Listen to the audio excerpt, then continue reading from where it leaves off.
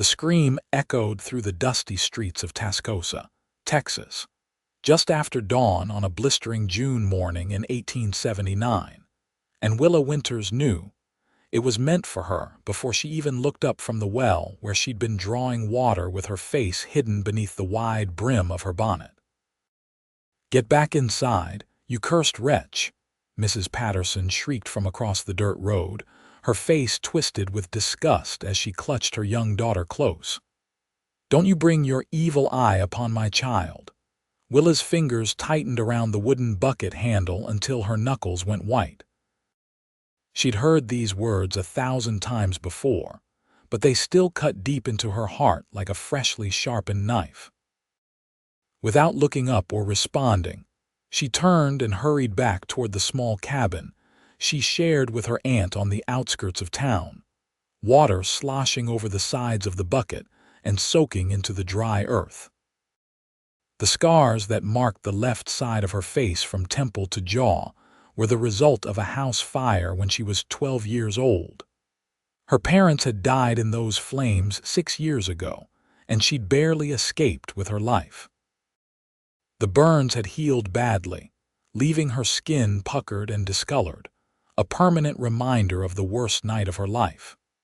The people of Tascosa had decided that such marks could only mean one thing, that she carried a curse, that misfortune followed her like a shadow. Her Aunt Marlene was kneading bread dough when Willa stumbled through the door, breathing hard and fighting back tears she refused to let fall. Marlene looked up with kind eyes that crinkled at the corners, her gray hair pulled back in a sensible bun. Was it Mrs. Patterson again? Marlene asked quietly, not needing an answer when she saw Willa's expression. "That woman has always been a fool. Pay her no mind, child." "I'm not a child anymore," Willa said, setting the bucket down harder than necessary. "I'm 18 years old, and I'll be hearing these same hateful words when I'm 80 if I stay in this town." Marlene wiped her flour-covered hands on her apron and crossed the small room to pull Willa into an embrace. "You're beautiful, Willa. Don't let anyone tell you different. Your mama would be so proud of the strong woman you've become." Willa wanted to believe her aunt's words, but they felt hollow compared to the constant barrage of cruelty she faced every time she ventured into town. She spent most of her days hidden away, venturing out only when absolutely necessary, usually before sunrise or after sunset when fewer people were around to hurl insults or make signs against evil when she passed. The days blurred together in a monotonous pattern of chores and isolation, until a Tuesday morning 3 weeks later when everything changed. Willa had been tending the small vegetable garden behind their cabin when she heard the sound of approaching horses. Visitors were rare, and her first instinct was to retreat inside, but curiosity kept her rooted in place as 3 riders came into view. They were cowboys, dusty from the trail and leading a string of horses that looked like they'd been traveling for days. The man in front sat tall in his saddle, his dark hair slightly too long beneath his worn hat, and even from a distance, Willa could see the easy confidence in the way he carried himself. His 2 companions were weathered men who looked like they'd spent their entire lives under the sun. "Excuse me, miss," the dark-haired man called out, touching the brim of his hat in a respectful gesture that surprised Willa. "We're looking for a place to water our horses. Would you mind if we used your well?" Willa's hand instinctively rose to touch the left side of her face, a habit she'd developed over the years, but she stopped herself. She kept her scarred side turned slightly away and nodded. "The well is around front. Help yourselves."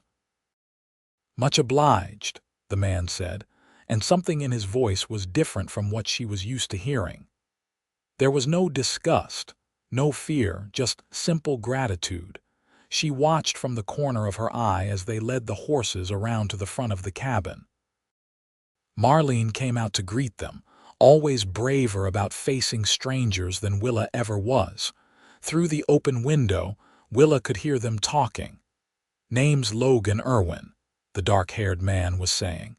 "These are my partners, Pete and Charlie. We've been driving horses up from San Antonio, hoping to sell them here in Tascosa." "You'll find buyers," Marlene said. "Though I warn you, this town can be rough around the edges." "Most frontier towns are," Logan replied, "but we can handle ourselves." Willa tried to focus on pulling weeds from around the tomato plants, but her attention kept drifting to the sound of Logan's voice. There was something warm and genuine about it, something that made her chest feel tight in a way she didn't understand. When the men had watered their horses and prepared to leave, Marlene called out to Willa, "Come say goodbye to our guests, dear." Willa's heart hammered against her ribs. She wanted to refuse to stay hidden, but something in her aunt's tone told her this wasn't a request. Slowly, she walked around to the front of the cabin, keeping her face angled down so her bonnet would hide the worst of her scars. "This is my niece, Willa," Marlene said proudly, as if presenting a treasure instead of the town outcast. "Pleased to meet you, Miss Willa," Logan said, and Willa could feel his gaze on her even though she refused to look up. "Thank you for the water." "You're welcome," she murmured, her voice barely audible. There was a moment of silence that stretched too long, and Willa braced herself for the inevitable reaction when he got a clear look at her face. But it didn't come. Instead, Logan simply tipped his hat again and said, "Hope to see you around town." After they left, Marlene had a peculiar smile on her face. "That was a good man," she said. "I can always tell." Over the next few days, Willa found herself thinking about Logan Irwin more than she should. She told herself it was foolish, that even if he hadn't reacted with horror at first sight of her scars, he surely would once he heard the town gossip. Everyone always did, but fate seemed determined to throw them together. The following Saturday, Willa ventured into town to buy flour and sugar, necessities they couldn't do without. She went early, hoping to avoid the worst of the crowds, but the general store was already busy with ranchers and their wives stocking up for the week ahead. Willa kept to herself, gathering what she needed and keeping her scarred face turned toward the shelves. She was reaching for a bag of flour on a high shelf when she heard a familiar voice behind her. "Let me help you with that." She turned to find Logan standing there, his brown eyes warm and friendly. Before she could protest, he'd reached up and pulled down the flour bag with ease, handing it to her with a smile. "Thank you," Willa managed, acutely aware that several people in the store had stopped their conversations to stare. "You're welcome," Logan said. He seemed oblivious to the attention they were drawing, or perhaps he simply didn't care. "Settling in well here in Tascosa. Found a buyer for most of the horses already." "That's good," Willa said, trying to edge past him toward the counter. The weight of all those staring eyes was becoming unbearable, but Logan fell into step beside her as naturally as if they were old friends. "Your aunt mentioned you make the best apple pie in the county. That true?" Willa felt heat rise to her cheeks, both scarred and unscarred. "My aunt is biased." "Maybe," Logan said with a grin, "but I'd sure like to judge for myself sometime." Before Willa could respond, Mrs. Patterson's shrill voice cut through the store. "Mr. Irwin, surely a respectable man like yourself doesn't want to be seen associating with the likes of her." The store went deathly silent. Willa felt her stomach drop, and she wanted nothing more than to disappear into the floorboards. She'd been through this humiliation countless times, but never in front of someone whose opinion she found herself caring about. Logan turned slowly to face Mrs. Patterson, his expression hardening in a way that suggested he wasn't a man to be trifled with. "I'm sorry, madam, but I don't recall asking for your opinion on who I choose to speak with." Mrs. Patterson's face went red. "Well, I never. You clearly don't know about her curse. That girl brings misfortune wherever she goes. Those scars mark her as touched by evil. Those scars mark her as a survivor, Logan said, his voice low and dangerous. And I'll thank you to keep your superstitious nonsense to yourself. The entire store seemed to hold its breath. No one had ever stood up for Willa before. She stood frozen, the bag of flour clutched to her chest, unable to believe what she was hearing. Mrs. Patterson huffed and grabbed her daughter's hand, storming toward the door. "You'll regret this, Mr. Irwin. Mark my words." After she'd gone, the other customers slowly returned to their business, though Willa could feel their curious glances. Logan turned back to her, his expression softening. "I apologize if I overstepped," he said quietly, "but I don't take kindly to bullies." Willa's throat felt tight. "You didn't have to do that." "Yes, I did," Logan said simply. "Now about that pie." Despite everything, Willa felt a smile tugging at her lips, the first genuine smile she'd worn in longer than she could remember. "Come by tomorrow afternoon, I'll have one ready." That night, Willa lay awake in her small bed, staring at the ceiling and replaying the day's events in her mind. No one had ever defended her before. No one had ever looked at her the way Logan had, like she was just a normal person worthy of respect and kindness. It felt dangerous to let herself hope, to imagine that maybe, just maybe, someone could see past her scars. But hope was a persistent thing, and by the time the sun rose, Willa was already planning which apples to use for the pie. Logan arrived the next afternoon right on time, freshly washed and wearing a clean shirt. Marlene welcomed him with the enthusiasm of someone who'd been waiting for this moment, ushering him inside and insisting he stay for supper as well as dessert. The cabin was small but tidy, with simple furnishings and wildflowers in a jar on the table. Willa had spent extra time on her appearance, brushing her long blonde hair until it shone and wearing her best dress, a simple blue cotton that brought out the color of her eyes. She still felt self-conscious about her scars, but something about the way Logan had looked at her in the store gave her courage. "Something smells amazing," Logan said as he stepped inside, his hat in his hands. "That would be Willa's pot roast," Marlene said. "The pie is cooling on the windowsill." They sat down to eat, and Willa was surprised by how easy it was to talk to Logan. He told them about growing up on a small ranch in Colorado, about how his parents had died of fever when he was 16, and how he'd been making his own way ever since. There was no self-pity in his voice, just matter-of-fact recounting, and Willa found herself relating to his story more than she expected. "What about you?" Logan asked, his eyes on Willa. "Your aunt mentioned you lost your parents too." Willa's hand moved unconsciously toward her scarred cheek. "There was a fire. 6 years ago, I was 12. My parents didn't make it out." "I'm sorry," Logan said, and the sincerity in his voice made Willa's eyes sting with unshed tears. "The scars," Willa continued, surprising herself with her own boldness. "People think they mean I'm cursed. That I carry bad luck." Logan was quiet for a moment, his gaze steady on her face. Then he said something that changed everything. "May I?" He reached across the table, his hand extended toward her face. Willa's breath caught in her throat, but she found herself nodding, unable to speak. Logan's fingers were gentle as they traced the scarred skin along her cheek, his touch so tender it made Willa want to cry. No one had touched her face since the burns healed, everyone too afraid or disgusted. But Logan's expression held no fear, no revulsion. Instead, his eyes were soft with something that looked almost like wonder. "You're beautiful," he said quietly, his voice rough with emotion.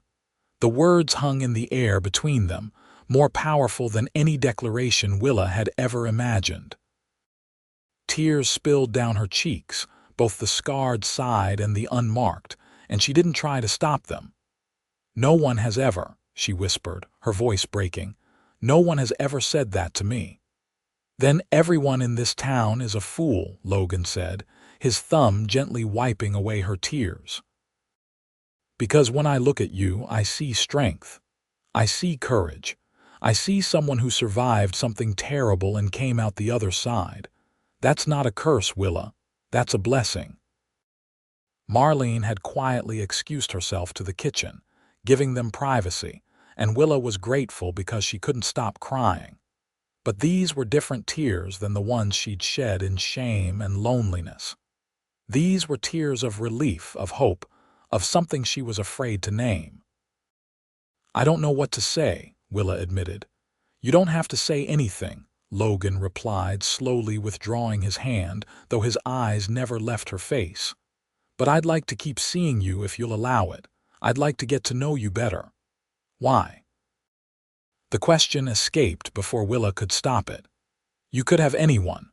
Why would you want someone like me?" Logan leaned back in his chair, considering his words carefully. "I've met a lot of people in my travels, Willa. Beautiful people, plain people, kind people, cruel people. And I've learned that what matters isn't what someone looks like on the outside. It's what's in here." He tapped his chest. "From what I've seen, you've got a good heart. That's rarer than you might think." They talked for hours that evening, long after the pie had been eaten and praised. Logan told her about the places he'd been, the things he'd seen, and Willa found herself opening up about her dreams, the ones she'd kept locked away because they seemed impossible for someone like her. "I always wanted to see the ocean," she confessed, as the sun began to set outside the window. "I've read about it in books, but I can't even imagine that much water in one place." "It's something to see, all right," Logan said. "The way it stretches out to the horizon, endless and blue. The sound of the waves is like nothing else." "You've been?" Willa asked, her eyes wide. "Once when I was younger. Drove cattle all the way to California." Logan smiled at the memory. "Maybe someday I'll take you there. You could see it for yourself." The casual way he spoke about the future, as if it was a given that they'd be in each other's lives, made Willa's heart flutter with equal parts hope and fear. She wanted to believe in the possibility he was offering, but years of rejection and cruelty had taught her to be cautious. Over the following weeks, Logan became a regular visitor to the cabin. Sometimes he'd come for supper. Other times he'd arrive in the afternoon and help Marlene with repairs that needed doing around the property. He had a way of making himself useful without being asked, fixing the loose step on the porch, reinforcing the chicken coop, and replacing the worn rope on the well bucket. But mostly, he came to see Willa.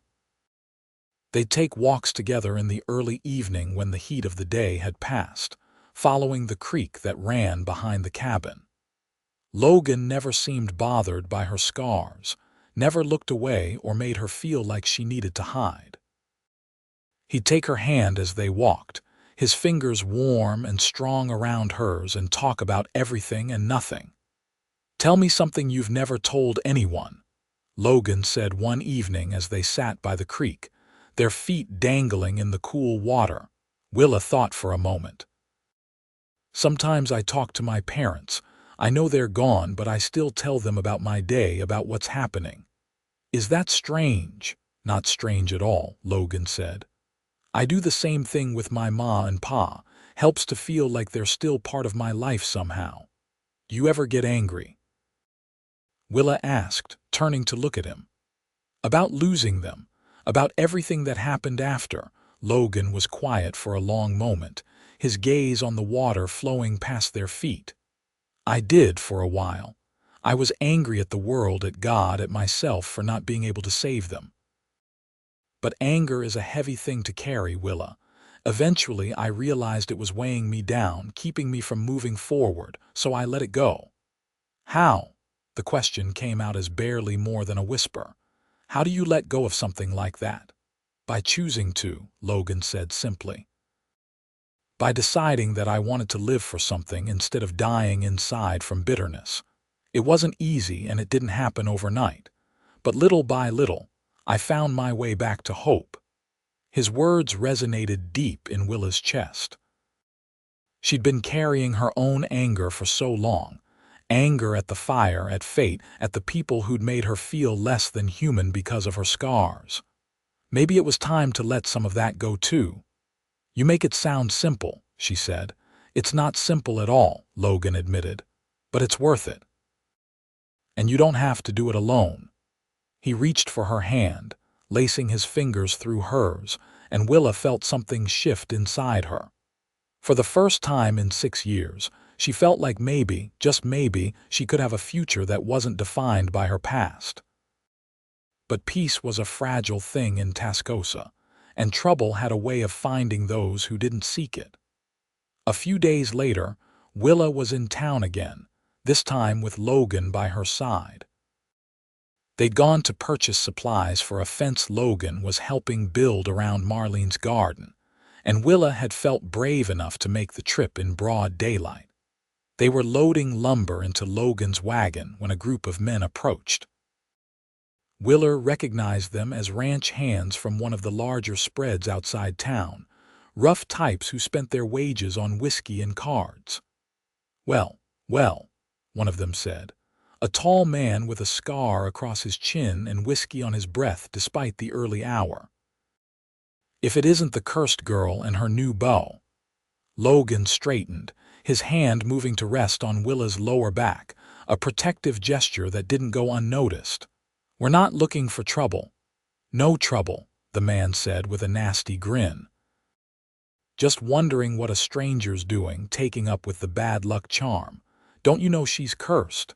Everything she touches turns to ash. That's enough, Logan said, his voice cold as winter steel, but the ranch hand wasn't finished. Her own parents burned alive.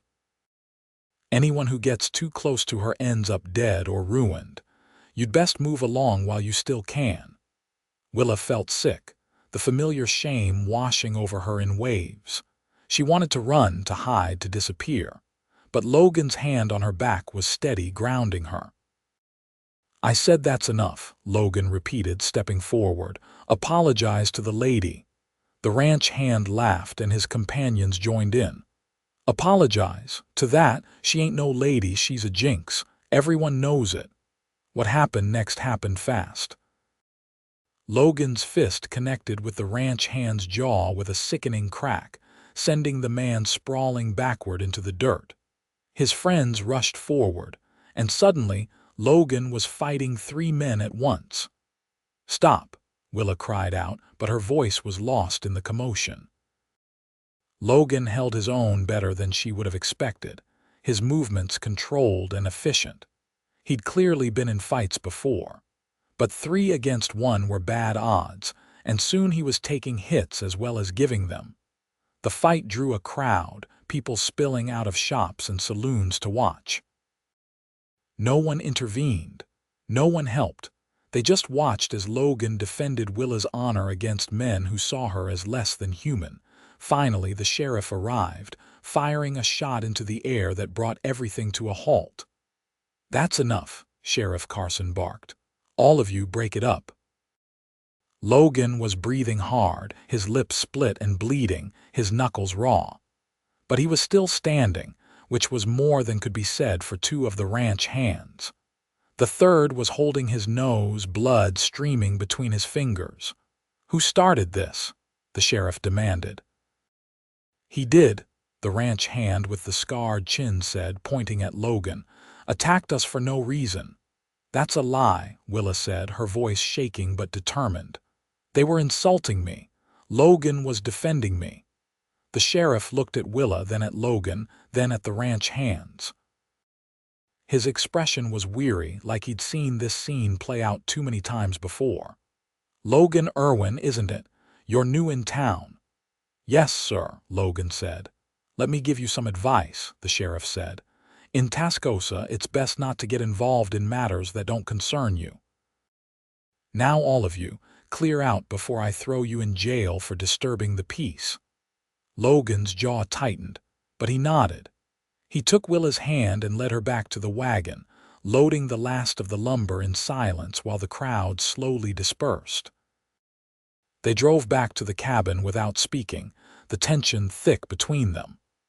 Willa's mind was racing with guilt and fear. This was exactly what she'd been afraid of.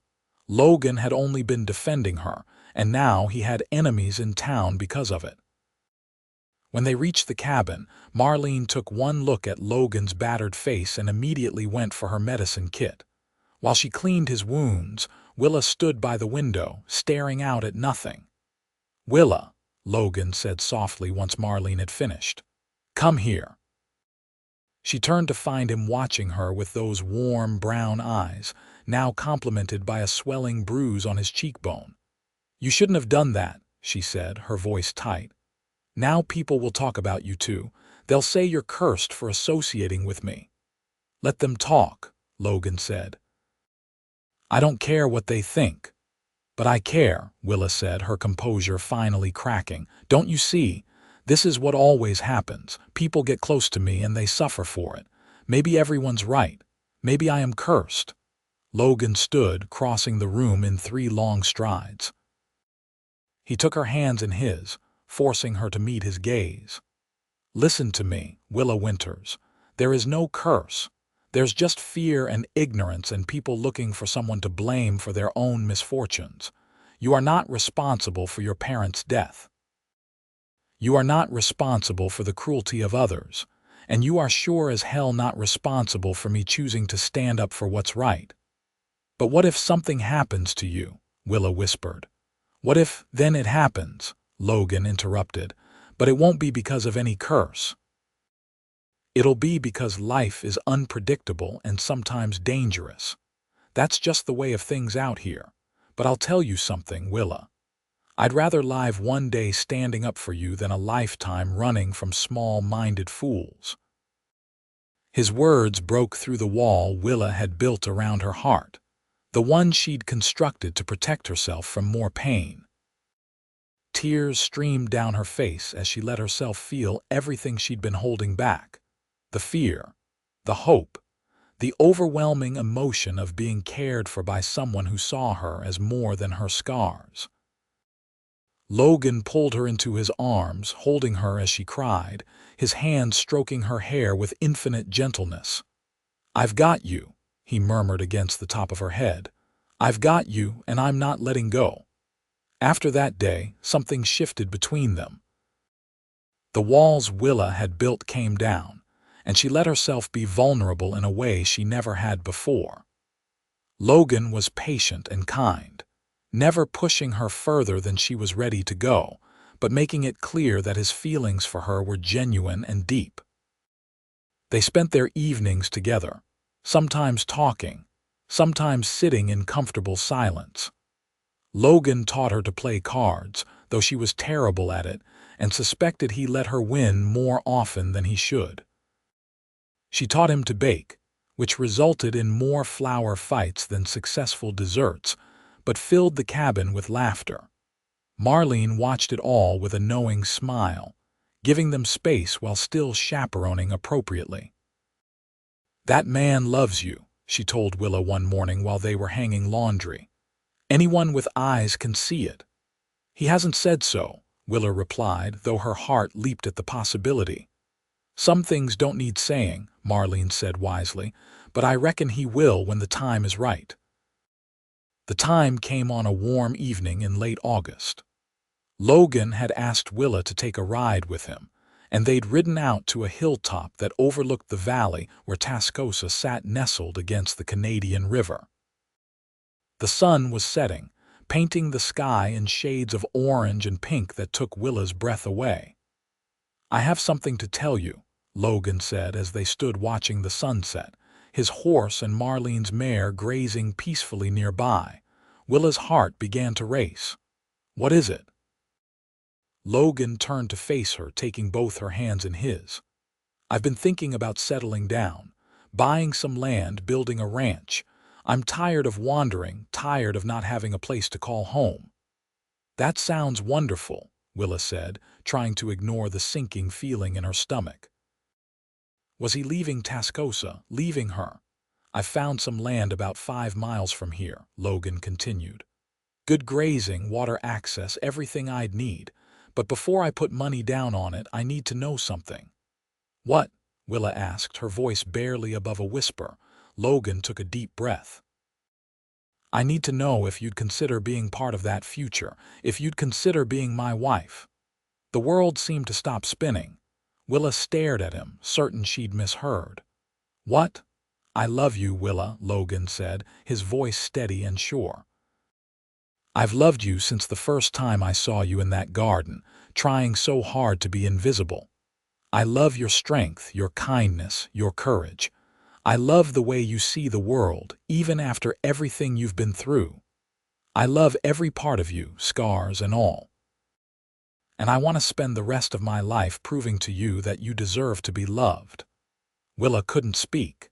She couldn't breathe. She could only stand there as tears rolled down her cheeks, overwhelmed by the enormity of what he was offering. "You don't have to answer now," Logan said quickly, misreading her silence. "I know it's sudden. I know you might not feel the same way, but I had to tell you, I had to." "Yes," Willa interrupted, finally finding her voice. "Yes, Logan. Yes to everything. I love you too. I think I've loved you since you defended me in the general store, since you touched my face and called me beautiful, since you made me believe that maybe I wasn't cursed after all."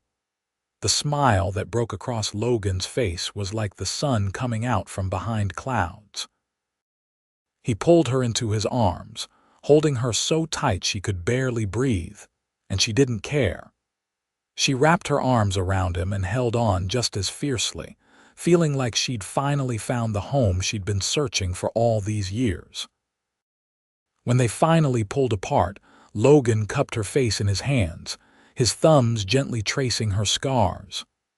"May I kiss you?" he asked. Willa nodded, her heart so full she thought it might burst. Logan leaned in slowly, giving her time to change her mind, but Willa had never been more certain of anything. When his lips met hers, it was gentle and sweet and perfect, a promise of all the tomorrows they'd share together. They were married 3 weeks later in a small ceremony at the cabin. The local preacher agreed to perform the service, though he'd insisted on a higher fee than usual, as if marrying Willa carried some kind of risk. Logan paid it without complaint, then hired a photographer from Amarillo to come take their wedding portrait, something almost unheard of for a simple cowboy and his bride. Willa wore a dress that Marlene had made, simple white cotton with lace at the collar and cuffs. She left her hair down the way Logan liked it, and for the first time in years, she didn't try to hide her scars. Logan stood beside her in his best suit, looking more handsome than any man had a right to, and when he said his vows, there wasn't a dry eye in the room. The guest list was small, just Marlene, Pete, and Charlie, and a few other folks who'd proven themselves kind over the years. The people of Tascosa were notably absent, but neither Willa nor Logan cared. They had each other, and that was enough. After the ceremony, Logan scooped Willa up and carried her across the threshold of their new home, a small house he'd been building on the land he'd purchased. It wasn't much yet, just 3 rooms and a porch, but it was theirs, and Willa loved every inch of it. "Welcome home, Mrs. Irwin," Logan said as he set her down gently in the main room. "Mrs. Irwin," Willa repeated, testing out the name. "I like the sound of that." Their first months of marriage were blissful. They worked side by side, building up the ranch, adding cattle and horses, expanding the house. Logan was patient with Willa's inexperience, teaching her to ride better, to rope, to handle the challenges of ranch life. She proved to be a quick learner, and her determination impressed him. But it wasn't all work. Logan made sure they took time to enjoy each other, to build a life that was about more than just survival. He'd surprise her with wildflowers picked on his way back from checking the fence line. She'd pack special lunches for them to share by the creek. They'd stay up late talking about their dreams, making plans for the future. The people of Tascosa slowly began to adjust to the reality of Logan and Willa's marriage. Some still whispered about curses and bad luck, but others started to see that maybe, just maybe, they'd been wrong about Willa Winters. When nothing terrible happened to Logan, when his ranch began to prosper, it became harder to maintain that she was cursed. Mrs. Patterson still crossed the street when she saw Willa coming, but her voice had lost some of its venom. Other women, younger ones mostly, started offering tentative smiles when Willa came to town. It wasn't acceptance exactly, but it was progress. The real turning point came during a harsh winter storm that hit Tascosa in January of 1880. The temperature dropped so fast that cattle froze where they stood, and several families found themselves in desperate situations when their homes proved inadequate against the cold. The Anderson family, new to the area and unprepared for the severity of Texas winters, nearly lost everything when their roof partially collapsed under the weight of snow and ice. They had 3 small children and nowhere to go. Without hesitation, Willa insisted they take the family in. Logan agreed immediately, and they spent a week with the Andersons crammed into their small house, sharing food and warmth until the storm passed and repairs could be made. Mrs. Anderson, a tired woman with kind eyes, watched Willa work tirelessly to keep everyone fed and comfortable. On their last night before returning to their repaired home, she pulled Willa aside. "Thank you," she said simply. "We would have died without your help. I don't care what anyone says about you. You have the kindest heart I've ever encountered." The words meant more to Willa than Mrs. Anderson could know. It was the first time since the fire that someone had seen her goodness before her scars. Word spread about the Irwins' generosity, and slowly, grudgingly, the tide of public opinion began to turn. It didn't happen overnight, and there were still those who clung to their superstitions, but more people started to see Willa for who she really was. Spring brought new life to the ranch and new hope to Willa's heart. She'd suspected for a few weeks, but it wasn't until the doctor in Tascosa confirmed it that she let herself believe it was true. She was going to have a baby. She told Logan that evening as they sat on the porch watching the sunset, their nightly ritual. "I have news," she said, taking his hand and placing it on her still flat stomach. Logan's eyes went wide as understanding dawned. "Willa, are you?" "Yes," she said, unable to contain her smile. "We're going to have a baby. In October, the doctor thinks." Logan let out a whoop of joy that probably carried all the way to town. He picked Willa up and spun her around, both of them laughing like children. "We're having a baby," he kept repeating, as if saying it would make it more real. That night, as they lay in bed, Logan's hand resting protectively on Willa's stomach, he voiced the fear that Willa had been too afraid to speak aloud. "Do you think people will say the baby is cursed too?" Willa had wondered the same thing, had lain awake worrying about it more nights than she wanted to admit. "I don't know," she said honestly. "Maybe, probably." "Then we'll deal with it," Logan said firmly, "the same way we've dealt with everything else, together.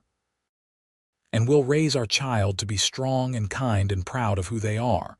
We'll teach them that what other people think doesn't matter nearly as much as what's true." "What is true?" Willa asked. Logan shifted so he could look into her eyes. "That they're loved, that they're wanted.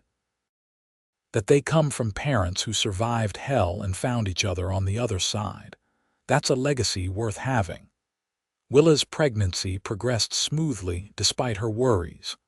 Marlene moved in with them for the last few months, wanting to be there to help when the baby came. Logan was overly protective, trying to prevent Willa from doing any heavy work, which she found both endearing and frustrating. "I'm pregnant, not made of glass," she reminded him when he tried to stop her from hanging laundry. "I know," Logan said, looking sheepish. "I just want to make sure you're safe, that you're both safe." His concern came from love, and Willa couldn't fault him for that. So she compromised, letting him help with the heavier chores while maintaining her independence in other ways. The baby came on a cool October evening, just as the doctor had predicted. The labor was long and difficult, and there were moments when Willa thought she might not survive it. But Marlene and the midwife they'd hired talked her through it, and Logan held her hand, refusing to leave her side despite the midwife's protests that the birthing room was no place for a man. "Where my wife is, that's where I belong," Logan said firmly, and that was the end of that discussion. When the baby finally arrived, crying lustily and waving tiny fists, Willa felt a love so fierce it took her breath away. The midwife cleaned the infant and wrapped it in a soft blanket before placing it in Willa's arms. "It's a boy," the midwife announced. "A healthy, strong boy." Willa looked down at her son, at his perfect tiny face and shock of dark hair so like his father's. Tears streamed down her cheeks as she counted his fingers and toes, marveling at this miracle they'd created. Logan leaned over them both, his own eyes wet with tears. "He's perfect," he whispered. "Absolutely perfect." They named him Thomas, after Logan's father, and from the moment he entered the world, he was loved beyond measure. Willa worried in those first few weeks that people would say cruel things about her baby, that they'd see him as tainted by association with her. But Thomas was such a happy, healthy baby that even the most superstitious townspeople couldn't find fault with him. Mrs. Patterson, of all people, stopped Willa in the general store when Thomas was 2 months old. The baby was strapped to Willa's chest in a sling, sleeping peacefully against her heart. "Mrs. Irwin," Mrs. Patterson said stiffly. Willa braced herself for whatever insult was coming. "Mrs. Patterson." "Your son is beautiful," the older woman said, and there was something in her voice that might have been an apology. "You and your husband must be very proud." It wasn't much, but it was something. Willa nodded. "We are, thank you," as Mrs. Patterson walked away. Willa felt a weight lift from her shoulders. Maybe, finally, the curse that had never existed was truly broken. The years that followed were good ones. The ranch prospered under Logan's careful management and Willa's tireless work. They added more cattle, built a bigger barn, and expanded the house to accommodate their growing family. 2 years after Thomas was born, Willa gave birth to a daughter they named Sarah, after Willa's mother. She had Willa's blonde hair and Logan's brown eyes, and she was as sweet-tempered as her brother was mischievous. Then came another son, James, and finally, when Willa was 26, their youngest, a daughter named Rose who looked so much like Willa it was startling, right down to the determined set of her jaw. The children grew up knowing they were loved, knowing that their mother's scars told a story of survival and strength. Logan made sure of it, turning the narrative around so that, instead of seeing the scars as marks of shame, the children saw them as proof of their mother's courage. "Your mama is the bravest person I know," Logan would tell them. "These scars show that she survived something terrible. They're like badges of honor." As the children grew older, Willa started teaching them to read and write, skills she'd maintained despite years of isolation. Word spread, and soon other families were asking if their children could join the lessons. Willa found herself running a small school out of their home, teaching reading, writing, and arithmetic to a dozen children from surrounding ranches. It was fulfilling work, watching young minds grow and develop, knowing she was making a difference. And it was healing too, being accepted by the community in this new way, being valued for her mind and her skills rather than judged for her appearance. Logan's ranch had become one of the most successful in the area, and he'd earned a reputation as a fair man and a skilled rancher. He'd also earned respect for the way he treated his wife, never hiding her away, always proud to have her by his side. Other men started to take notice, started to treat their own wives with more consideration. It was a small change, but change nonetheless, ripples spreading out from the love that Logan and Willa shared. On their 10th wedding anniversary, Logan surprised Willa with a trip. He'd arranged for Marlene and Pete's wife to watch the children, and he took Willa on a train journey west. "Where are we going?" Willa asked as they boarded the train in Amarillo. "You'll see," Logan said with a mysterious smile. They traveled for 2 days, staying in hotels along the way, something Willa had never experienced before. Logan treated her like royalty, ordering meals in restaurants, buying her a new dress in a fancy shop, making her feel cherished and special.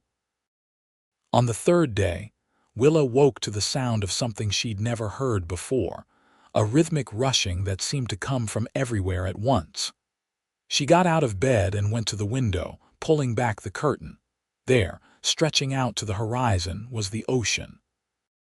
Willa gasped, her hands flying to her mouth. "Logan," she breathed. He came to stand behind her, wrapping his arms around her waist. "I promised I'd bring you to see it someday. Took me longer than I planned, but I keep my promises." They spent 3 days in that coastal town, walking on the beach, collecting shells, watching the waves crash against the shore. Willa couldn't get enough of it, the vastness, the power, the sheer beauty of all that water. On their last evening, as they sat watching the sunset over the ocean, Willa turned to Logan. "Thank you," she said. "For this, for everything. For seeing me when no one else would, for loving me when I thought I was unlovable." Logan took her hand, raising it to his lips. "Thank you for letting me love you, for being brave enough to trust me, for building this life with me. You've made me happier than I ever thought possible." "I love you," Willa said, the words coming easier now after 10 years of practice. "I love you too," Logan replied. "Always have. Always will." They returned to Tascosa to find their children bursting with stories about their time with Aunt Marlene. The house was in slight disarray, but it was clear they'd been well cared for and thoroughly spoiled. Life settled back into its comfortable rhythm. The children grew, the ranch prospered, and Willa's school expanded. She'd become a respected member of the community, no longer the cursed girl but Mrs. Irwin, the school teacher, the rancher's wife, the woman who'd overcome tragedy to build something beautiful. Thomas, at 12, was already showing signs of being a natural rancher like his father. He'd spend hours with Logan, learning about cattle and horses and land management. Sarah, at 10, was quieter but no less determined, with a gift for music that Willa nurtured by teaching her to play the old piano Logan had bought for the house. James, at 8, was the wild one, always climbing trees and getting into scrapes, giving Willa gray hairs before her time. And Rose, at 6, was her shadow, following Willa everywhere and declaring that when she grew up, she wanted to be exactly like her mama. Even with the scars, Willa had asked once, curious about what her daughter would say. "Especially with the scars," Rose had replied seriously. "Because they make you special." Those words had made Willa cry, happy tears that Logan had kissed away when she told him about it later. Marlene, now in her 60s, had slowed down but was still sharp as a tack. She lived with them still, having become an indispensable part of their family. The children adored their great aunt, and she spoiled them shamelessly. As Willa approached 30, she found herself reflecting on how far she'd come from that frightened, lonely girl who'd hidden behind a bonnet and believed herself cursed. She'd built a good life, a full life, surrounded by love and purpose, But there was still one piece of unfinished business, one ghost that haunted her. "I want to go back," she told Logan one evening after the children were in bed. "To the place where the fire happened, to where my parents died." Logan didn't ask why. He simply nodded and said, "When?" They made the journey the following week, riding out to what had once been her family's homestead. The cabin had long since been cleared away, the land sold and incorporated into someone else's ranch. But Willa could still see it in her mind's eye, the way it had looked before the fire. She stood on the spot where the front door had been, Logan's hand warm in hers. And finally, after all these years, she let herself grieve properly. Not just for her parents, but for the childhood that had ended that night, for the years of loneliness and shame that had followed. "I forgive you," she said aloud, not sure who she was talking to. Her parents for dying and leaving her alone, herself for surviving when they hadn't. God for letting it happen, maybe all of them. "I forgive you and I let you go." The wind picked up, rustling through the prairie grass, and Willa felt something release inside her chest, a tension she'd been carrying for so long she'd forgotten it was there. Logan pulled her close, and they stood there together as the sun set, mourning the past and honoring it, but no longer letting it define her. When they rode back to their ranch that evening, Willa felt lighter than she had in years. The scars on her face would always be there, a permanent reminder of what she'd survived, but they no longer felt like a burden. They were simply part of her story, part of what made her who she was. The children were waiting on the porch when they returned, tumbling over each other in their eagerness to greet their parents. Logan scooped up Rose and James while Thomas and Sarah wrapped themselves around Willa's waist. "We missed you," Sarah said. "We were only gone a few hours," Willa laughed. "Still missed you," Sarah insisted. Inside, Marlene had supper waiting, and they all crowded around the table, talking over each other, sharing stories about their day. This was Willa's family, her real family, the one she'd chosen and built with love and determination. After supper, after the children had been tucked into bed with stories and kisses, Willa and Logan sat on the porch in their rocking chairs, watching the stars come out. "You ever regret it?" Willa asked, "Choosing me? Your life might have been easier if you'd married someone else." Logan reached over and took her hand. "Not for one single second. You're the best thing that ever happened to me, Willa. You and our children, this life we've built. I wouldn't change any of it." "Even the fights, even the hard times, even those," Logan confirmed, "because they made us stronger. They taught us what we're capable of when we work together." Willa squeezed his hand, marveling at this man who'd seen her when she was invisible, who'd loved her when she thought herself unlovable, who'd built a life with her that exceeded her wildest dreams. The years continued to pass, bringing new challenges and new joys. Thomas grew into a fine young man, taking over more and more of the ranch work as Logan began to slow down. At 20, he married a sweet girl from a neighboring ranch, and they built a house on the edge of Logan and Willa's property. Sarah discovered a talent for healing and went to study nursing in Austin, returning 2 years later to set up a small clinic in Tascosa. She never married, declaring that her work was her calling, and Willa supported her decision fully. James, true to his wild nature, became a deputy sheriff, keeping the peace in Tascosa with a combination of his father's fairness and his own quick thinking. He married at 22 and gave Logan and Willa their first grandchildren, twin girls who were the apples of their grandparents' eyes. Rose, the baby, surprised everyone by developing a passion for writing. She'd penned stories and poems, chronicling life on the frontier with a clear eye and a generous heart. At 18, she got several of her pieces published in newspapers back east, bringing a touch of fame to the Irwin family. Through it all, Logan and Willa remained each other's anchors. They'd weathered storms, both literal and figurative, supported each other through losses, and celebrated victories together. Their love had only deepened with time, aging like fine wine into something rich and complex.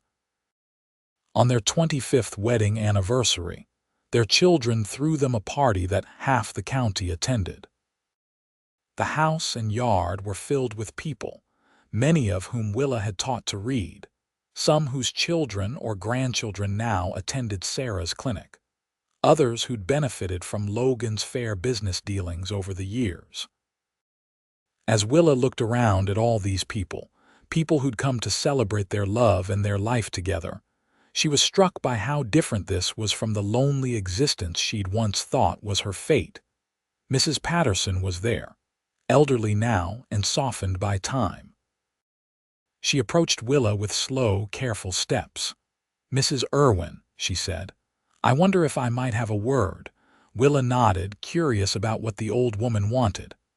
"I owe you an apology," Mrs. Patterson said, her voice quavering slightly, "for the cruel things I said to you all those years ago. For the way I treated you. I was wrong, and I've been wrong for a very long time.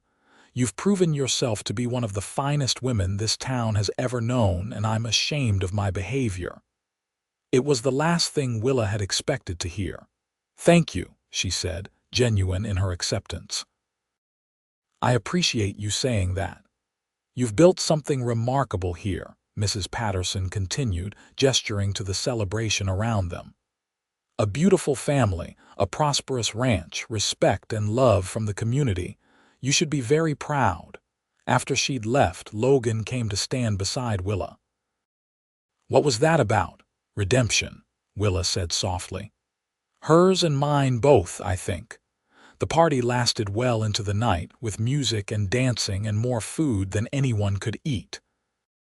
Logan twirled Willa around the makeshift dance floor they'd set up in the yard, and she laughed with pure joy, her scarred face radiant with happiness.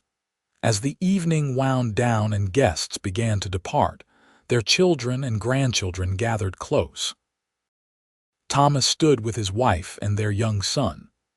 Sarah was there with her medical bag, never far from her side.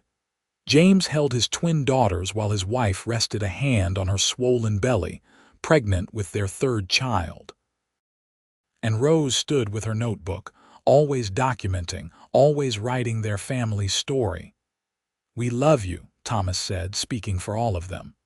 "Thank you for showing us what real love looks like, what strength looks like, what courage looks like." Willa couldn't speak past the lump in her throat, so she just pulled them all close, or as close as she could manage with so many bodies to hug. Later, after everyone had gone home or gone to bed, Logan and Willa sat on their porch one more time, rocking in companionable silence. "Do you remember what I said to you that day in your aunt's cabin?" Logan asked. "When I touched your face for the first time." "You said I was beautiful," Willa replied, the memory as clear as if it had happened yesterday instead of 25 years ago. "I meant it then and I mean it now," Logan said. "You're the most beautiful woman I've ever known, inside and out, and I thank God every day that you agreed to marry me." "I'm the one who should be thanking God," Willa said. "You saved me, Logan. Not just from the loneliness and the cruelty, but from myself. From believing all the terrible things people said about me. You made me see that I was worth loving." "You always were," Logan said gently. "I just helped you recognize it." They sat there under the stars, two people who'd found each other against all odds and built a love that had withstood every test.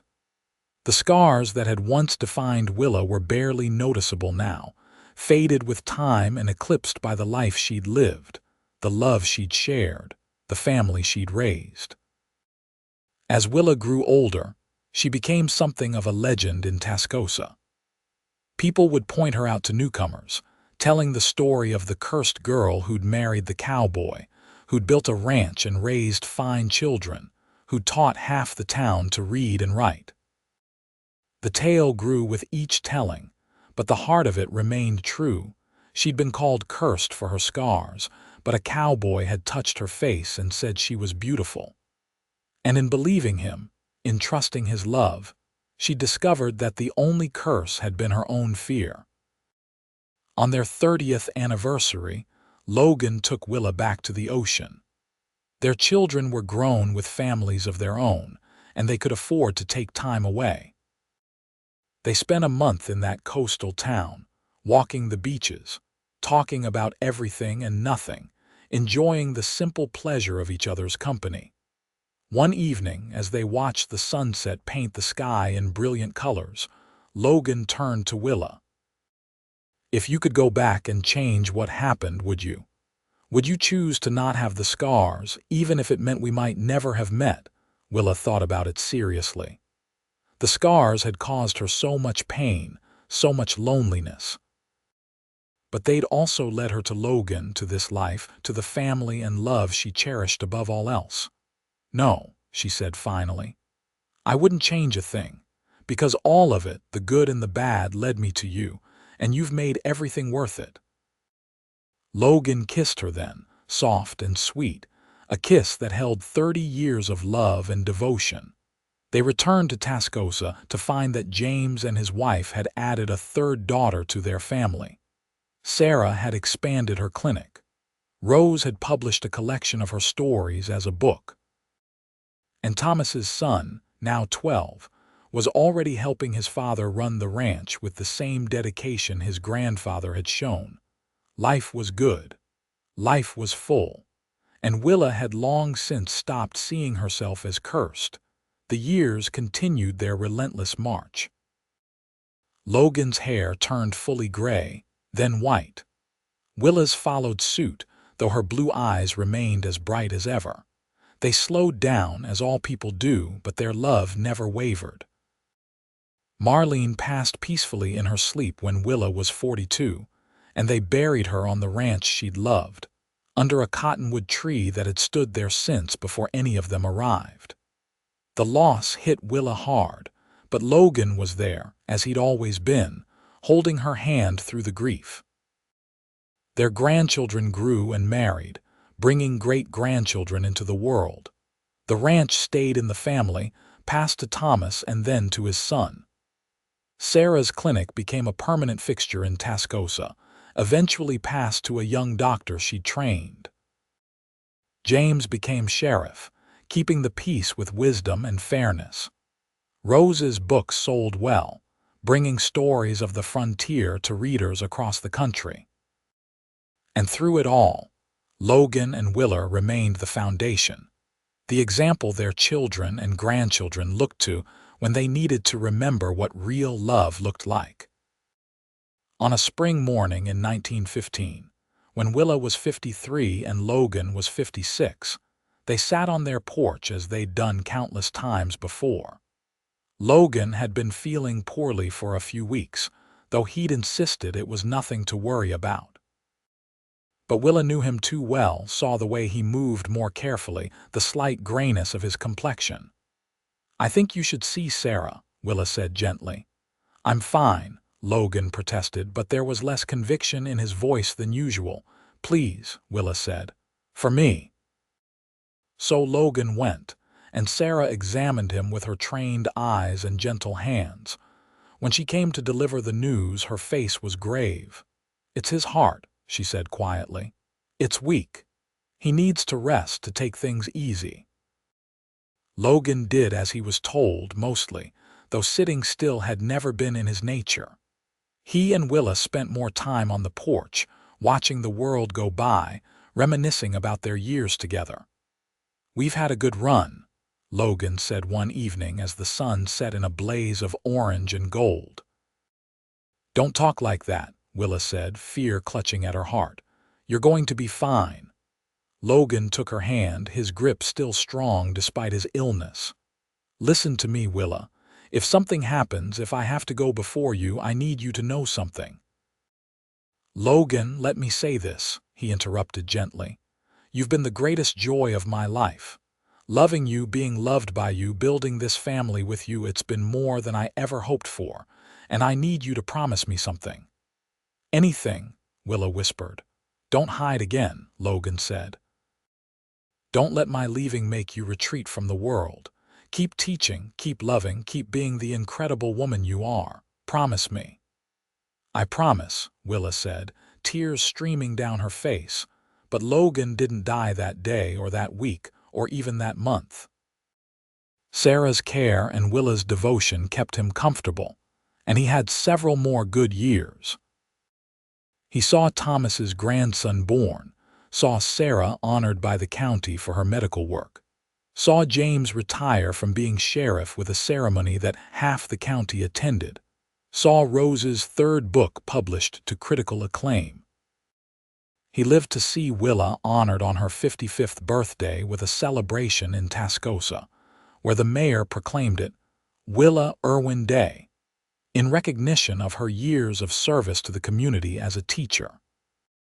He stood beside her, proud and beaming, as people lined up to thank her for teaching them or their children or their grandchildren to read. "You've touched so many lives," Logan told her that night. "You've made such a difference." "We made a difference," Willa corrected. "Together." Logan passed peacefully in his sleep 2 weeks later, Willa's hand in his, their children and grandchildren gathered around. He was 59 years old and had lived a full, rich life. Willa grieved deeply, as she'd known she would. Logan had been her partner, her love, her anchor for 37 years. The world felt impossibly empty without him, but she'd made a promise, and Willa Irwin kept her promises. She continued teaching, though she scaled back her hours. She spent time with her children and grandchildren and great-grandchildren, sharing stories about their grandfather, keeping his memory alive. She wrote her own book, encouraged by Rose, telling the story of her life, of the fire and the scars and the cowboy who'd loved her anyway. The book was published when she was 58, and it became something of a sensation.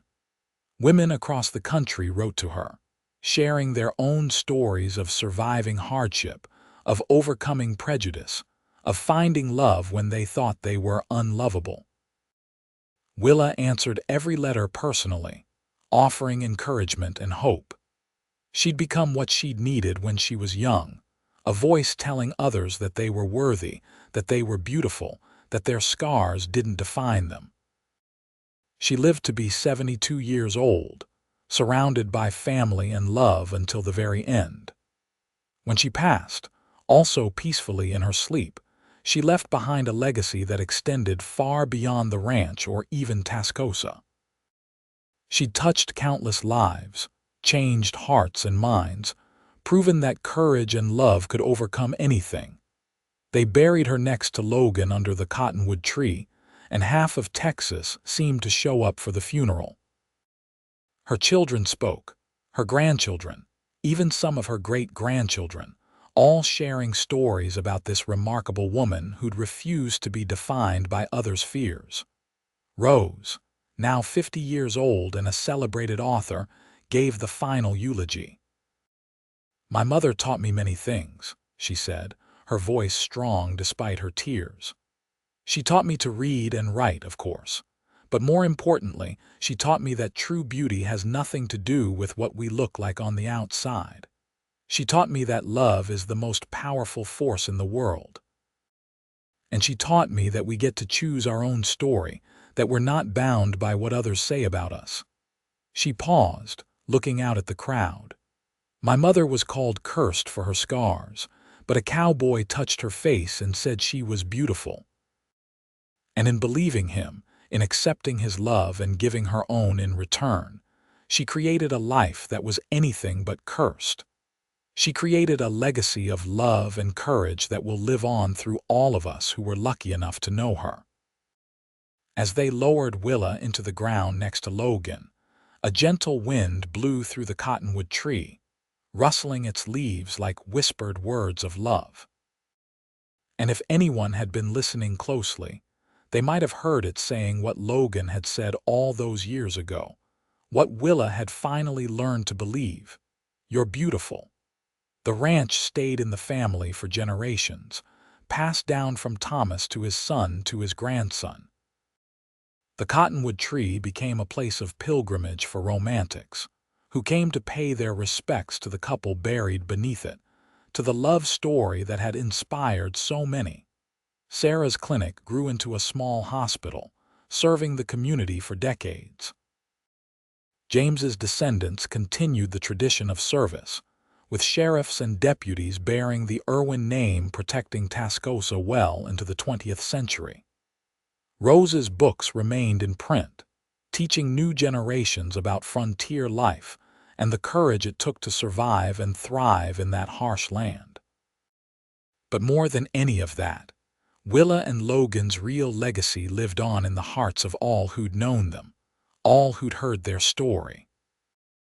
They'd proven that love could overcome fear, that kindness could defeat cruelty, that true beauty had nothing to do with scars or appearances, and everything to do with the courage to be vulnerable, to trust, to love with your whole heart.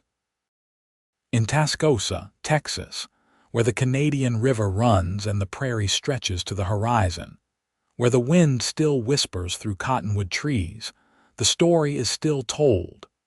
The story of the girl who was called cursed for her scars and the cowboy who touched her face and said she was beautiful. The story of two people who found each other against all odds and built a love that changed not just their own lives, but the lives of everyone around them.